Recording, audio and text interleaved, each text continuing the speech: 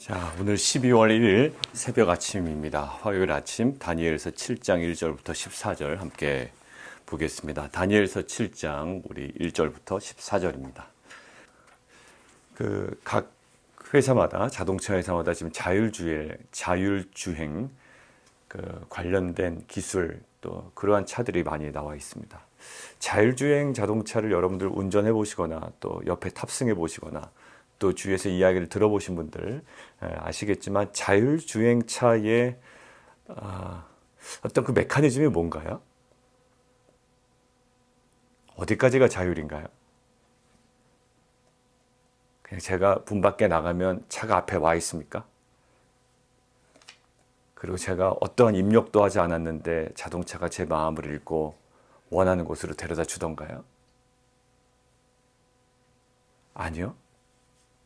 자율주행차는요, 모르겠습니다. 앞으로 기술이 어떻게 발달될지 모르지만 자율주행차도요, 궁극적 자율은 아니에요. 제가 어디에 간다라고 입력이 돼야 아마 갈 겁니다. 제 마음을 읽진 못해요. 벌써부터 마음의 저항감을 갖고 지금 저에게 이런 마음으로 얘기하고 계신 분이 있을 거예요. 기술 발전할 겁니다. 그거는 그 다음 문제고요. 지금 상황에서는 우리가 최소한의 입력을 해줘야 됩니다. 최소한의 작동을 해줘야 돼요. 그리고 전원을 넣어 주어야 됩니다. 그러니까 100% 자율은 아직까지는 없어요.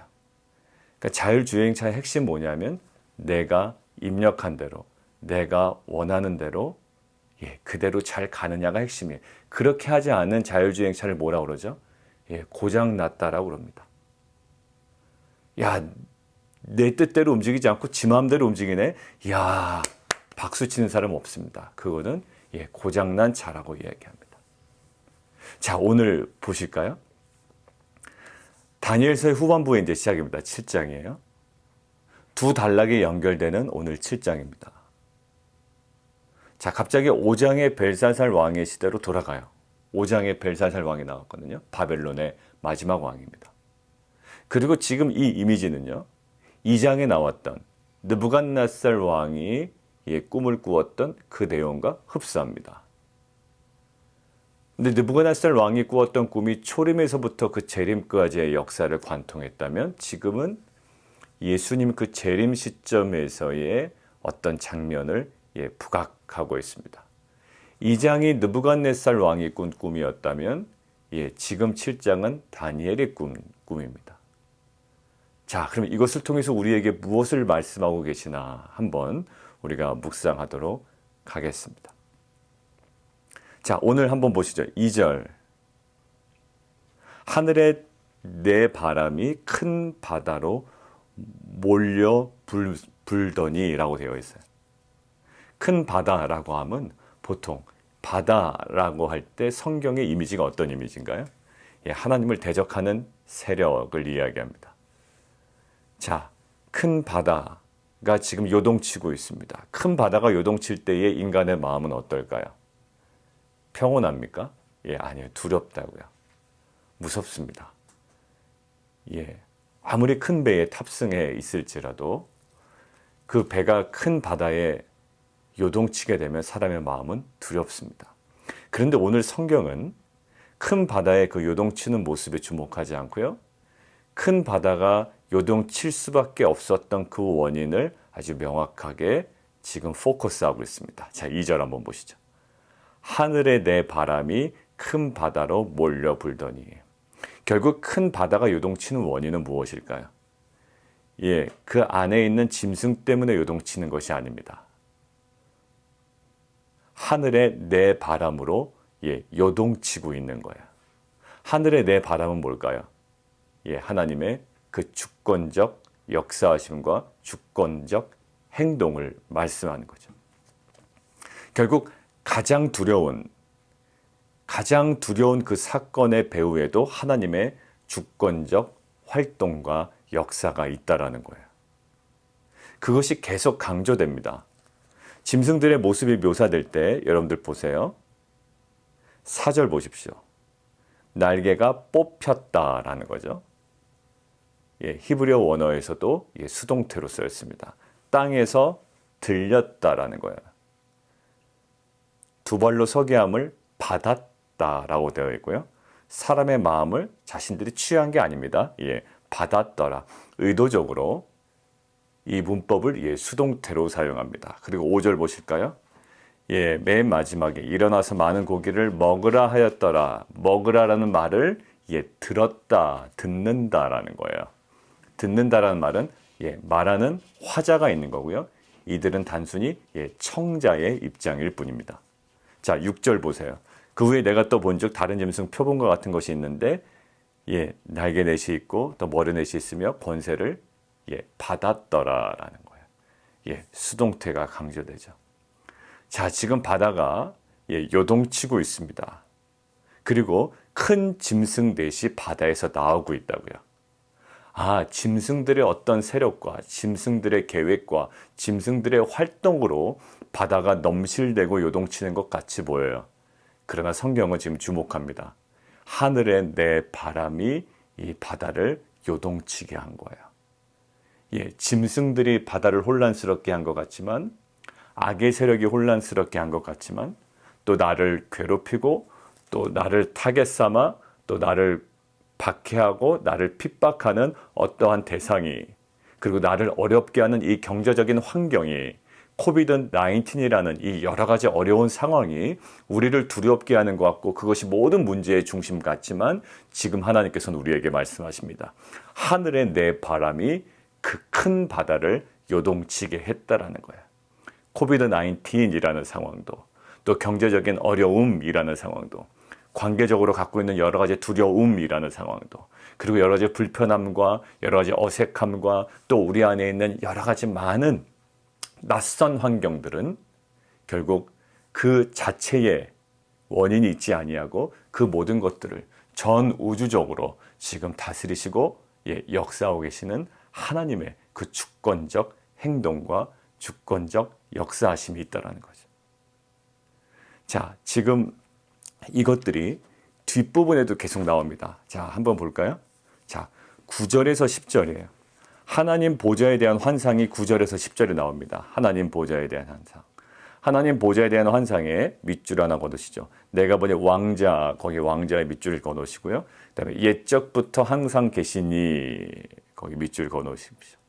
자, 그 다음에 13절 동일한 표현이 있습니다. 13절 중반부에 옛적부터 항상 계시니라는 것들을 주목하게끔 합니다. 독자로 하여금 옛적부터 항상 계시니, 앞에 있는 여러 가지 짐승들이 계속 나오거든요. 예, 그 짐승들의 포악함과 그들의 잔인함이 묘사되지만 갑자기 예, 장면이 전환됩니다. 자, 그들의 포악성은 어땠나요? 잠깐만 앞으로 돌아가죠. 4절, 첫째는 사자예요. 사자 동그라미 치시고요. 둘째는요, 5절, 예, 곰입니다. 곰.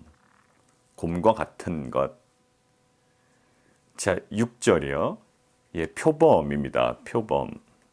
막 권세를 받았다라고 되어 있죠. 자, 7절입니다. 7절은요.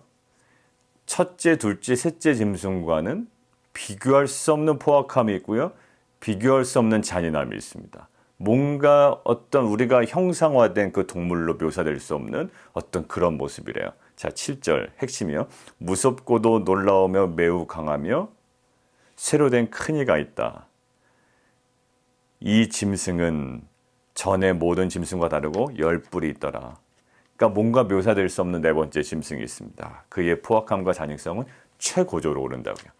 지금 4절부터 예, 표현된 사자, 그 다음에 곰, 그리고 표범, 그리고 묘사될 수 없는 그런 네 번째 짐승, 계속 혼란과 어려움과 그들의 포악성과 잔인성으로 굉장히 더 극대화되고 있어요. 예, 그 어떤 그 혼돈의 정점으로 가고 있다고요. 그런데 그 막 혼돈의 정점으로 가다가 태풍이 눈에 확 들어간 것처럼 갑자기 고요해집니다. 옛적부터 항상 계시니, 그리고 그의 왕좌가 보이는 거예요. 이전의 장면과는 완전히 전환이 돼요. 9절부터는요. 극명한 대조로 말미암아 질서와 평정심과 옛적부터 계신 이의 절대적 주권이 예, 나타나게 되는 거죠. 자, 앞에서도 봤죠. 예, 큰 바다에 광풍이 일어납니다. 요동이 일어나요. 근데 그 안에 있는 짐승의 역할이 아니라 하늘의 내 바람으로 인한 하나님의 주권적 역사하심이라고 그랬습니다.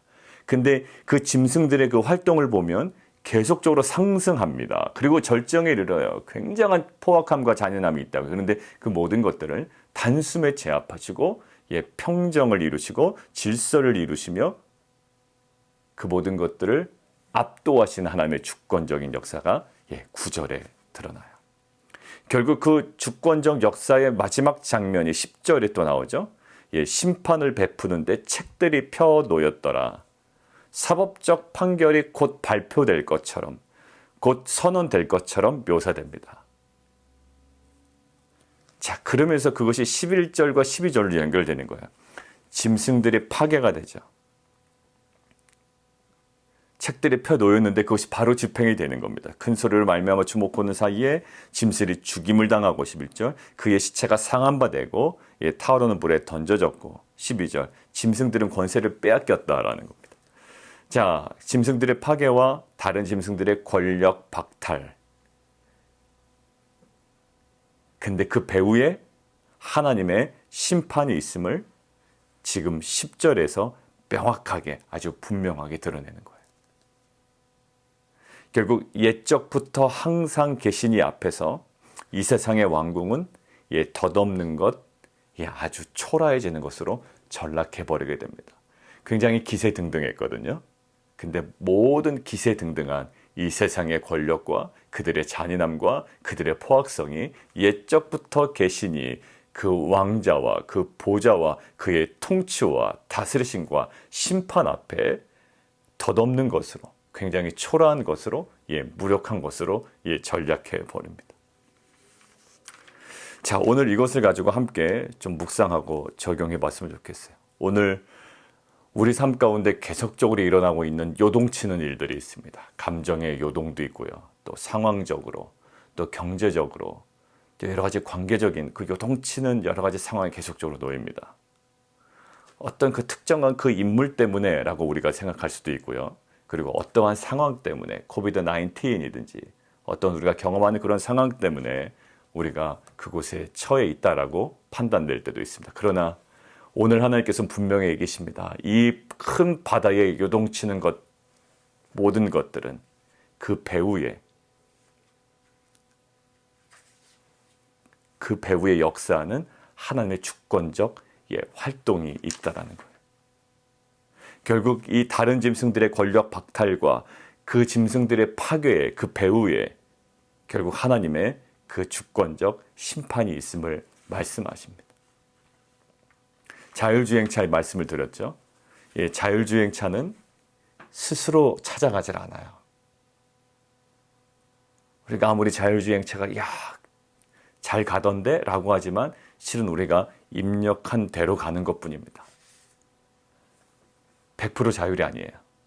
우리가 입력하지 않으면 가지 않아요. 네, 여러분들 요즘에 기술이 발달이 되니까 제가 이야기하는 거 하나하나에 그냥 마음에 계속 드는 생각이 있을 겁니다. 왜냐하면 저도 그랬기 때문에 그래요.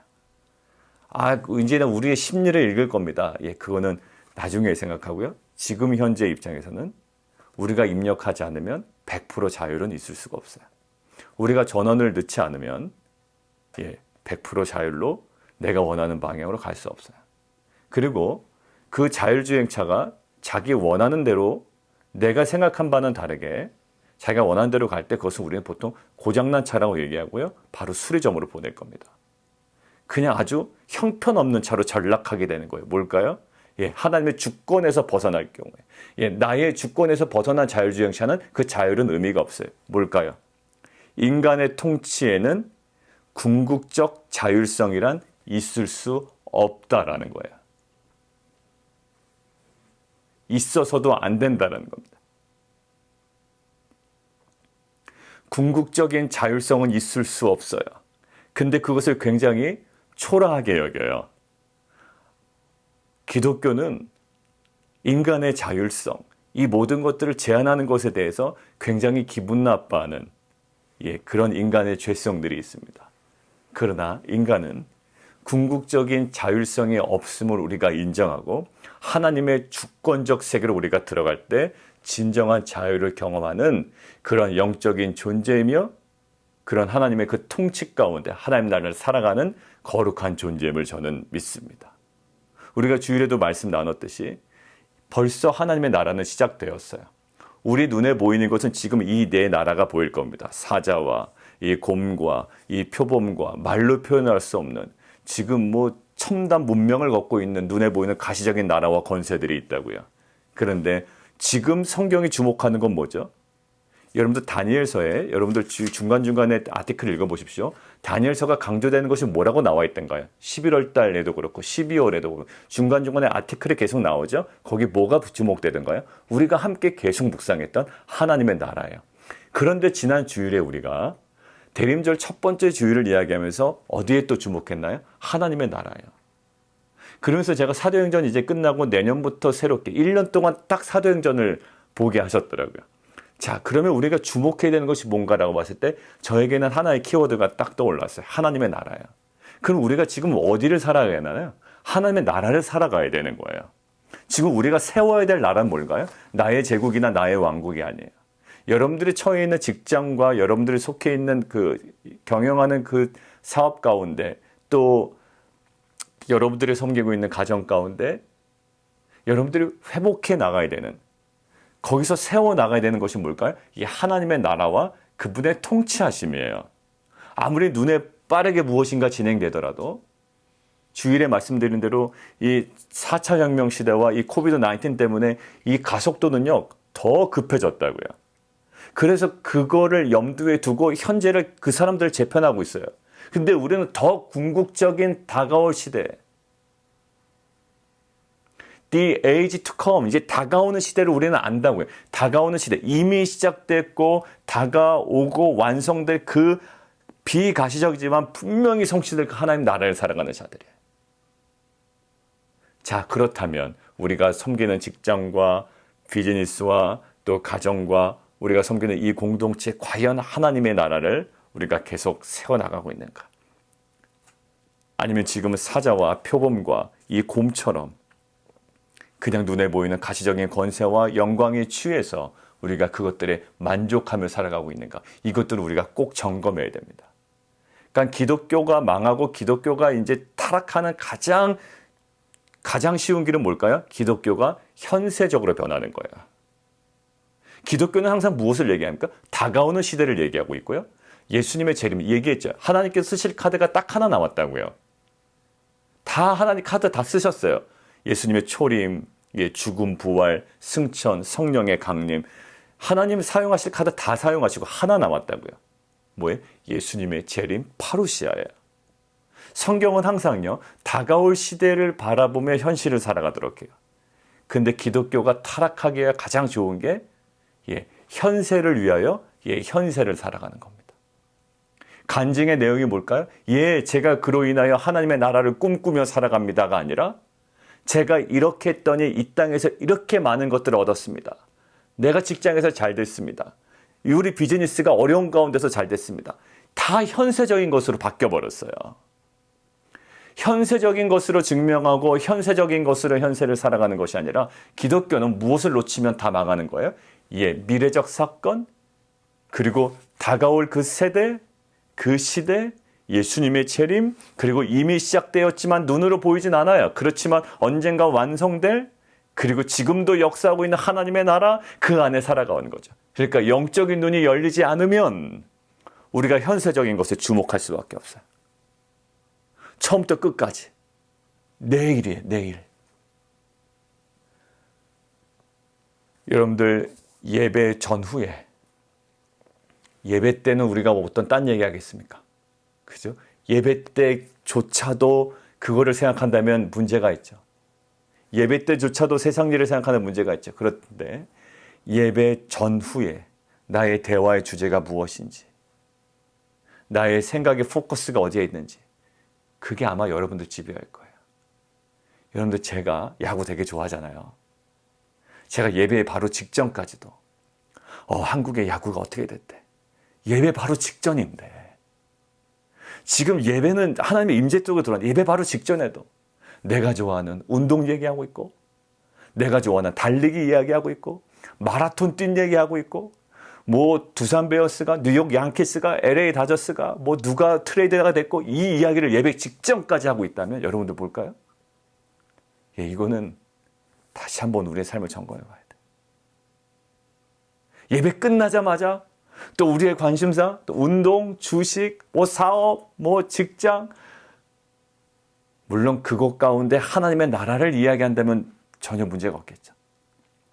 그곳에 임할 하나님의 나라, 내가 희생해서라도 이루어야 될 하나님의 나라, 예, 그거는 전혀 문제가 없겠죠. 그러나 세상과 가치와 동일한 것들이 우리 가운데 지배해버리고 우리 가운데 깊이 들어온다면 우리는 다시 한번 떠야 됩니다. 왜? 그 생각으로는 온전한 신앙생활이 불가능한 거예요. 현세적인 것에 사로잡혔다면 안 돼요. 하나님께서 마지막으로 사용하실 카드와 지금 얘기했죠. 우리가 주일에 얘기한 것처럼 우리는 거룩한 신부예요. 이제 매일매일 밤이나 낮이나 그분의 다시 오심을 우리는 기다리는 자예요.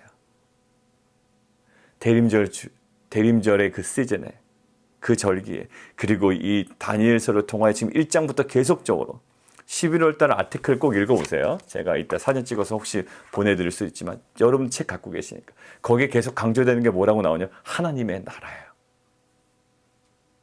오늘도 뭘까요? 오늘도 궁극적으로 하나님의 나라입니다. 결국 그들이 망하더라라는 게 아니라 결국 지금 다시 한번 강조되면 14절, 그에게 권세와 영광과 나라를 주는데 그의 권세는 소멸되지 아니하는 영원한 권세요, 그의 나라는 멸망하지 아니할 것이라.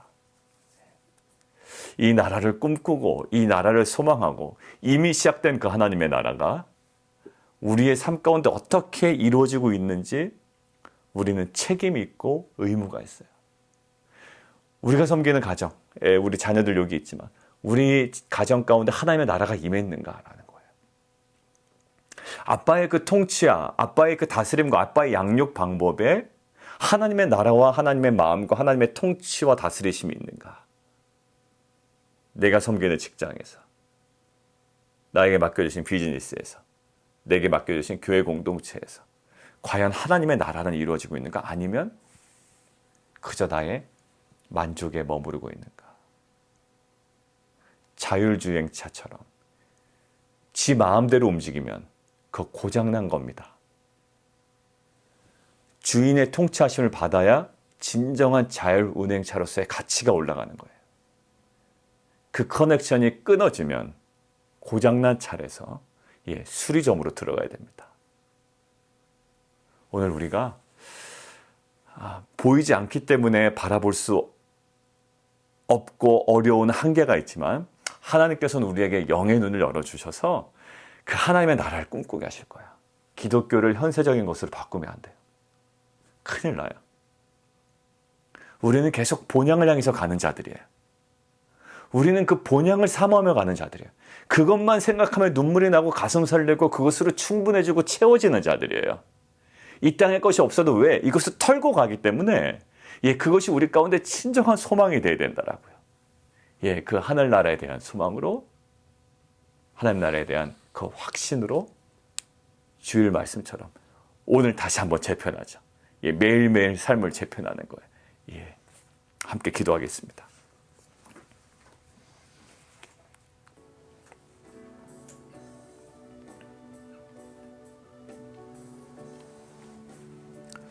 오늘 성경을 이야기하고 있습니다. 짐승 때문에 바다 요동치지 않는다라는 거예요. 큰 바다가 요동치는 원인은 하늘의 내 바람으로 요동치고 있다라는 거예요. 여러분들, 우리가 가장 두려워하는 사건들, 우리가 두려워하는 환경들, 그 앞에 우리가 놓일 수가 있습니다. 그러나 하나님은 우리에게 안심하라라고 말씀하세요. 왜요? 그 배후에는 여전히 또 영원히 하나님의 주권적 활동만이 있을 거예요.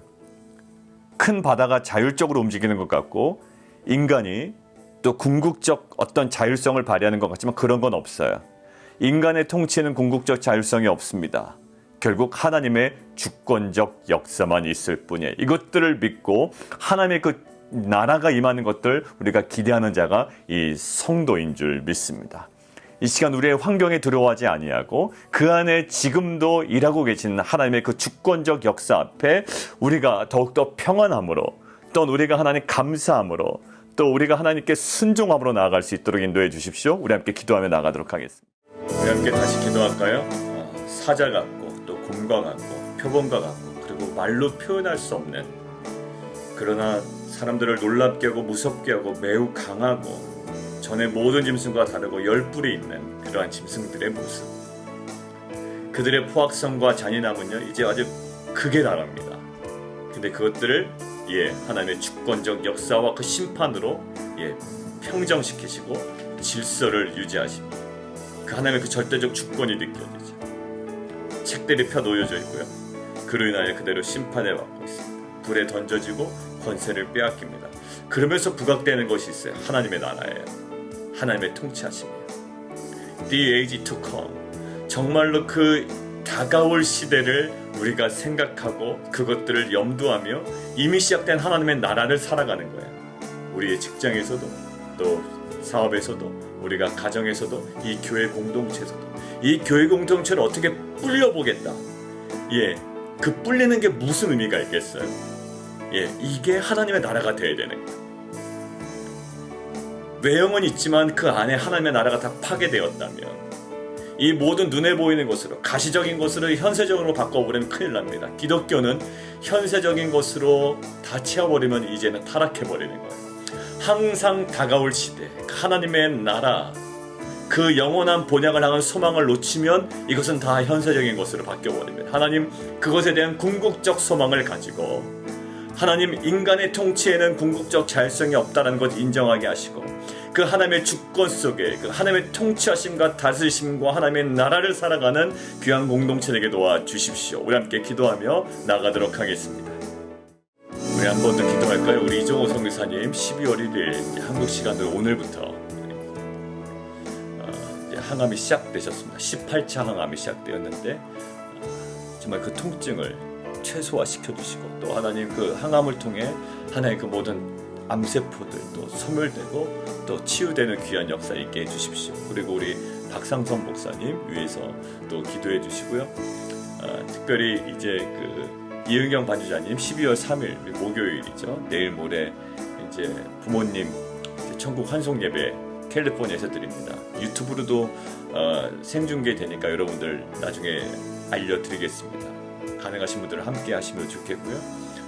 그리고 우리 저스틴 위해서 또 기도해 주시면 좋겠네요. 우리 저스틴 12월 15일에 이제 정기 체크업이 있습니다. 그 모든 것들을 통해 코비드-19이 어찌 보면 저스틴에게는 조금 유리한 상황이 된 거예요. 이 모든 것을 통해 하나님 정말 감사하는 귀한 결과 우리가 좀 받아 누릴 수 있도록 우리 함께 좀 저스틴 위해서 기도해 주시고 여러 가지 좋은 소식들이 좀 계속적으로 들렸으면 좋겠고요. 그 다음에 우리 란 집사님 어머니 위해서 계속 기도하겠습니다. 우리 부정맥, 혹시 일어날 수 있는 빈맥, 이 어떠한 증세라든지 하나님의 그 병의 근원이 회복되고 치유되는 귀한 은혜 허락해 달라고 우리 함께 좀 기도할까요? 기도하겠습니다. 살아계신 하나님, 이 땅의 권세 또 바다에 유동치는 환경에 두려워하는 자들이 아니라 하나님 그 바다의 유동침을 일으키는 하나님의 그 주권적 역사, 하늘의 내 바람으로 상징되는 하나님의 그 주권적 역사를 붙잡고 소망하며 그 안에 안식하며 평안한 영혼 될 수 있도록 주님 은혜 베풀어 주옵소서. 하나 우리가 분주하게 살아가지만 놓치지 말아야 될 것은 이미 시작된 하나님의 나라인 줄 믿습니다. 내가 섬기고 있는 직장과 사업과 우리의 가정과 교회 공동체 안에 그 어떠한 세상적 번영이 아니라 하나님께서 관심 갖고 계시는 하나님의 통치하심, 그 하나님의 나라가 날마다 세움받는 귀한 역사 있게 하여 주옵소서. 그것을 위하여 우리를 불러주신 줄 믿습니다. 하나님, 우리의 기도의 내용이 세상적 성공이 아니라 우리에게 맡겨주신 그곳에서의 하나님의 나라가 되게 도와주시고 그 회복된 하나님 나라를 통하여 수많은 영혼들이 주님께 돌아오는 하나님의 구속사가 성취되게 도와주옵소서. 예수 그리스도 이름으로 감사하며 기도드리옵나이다. 아멘.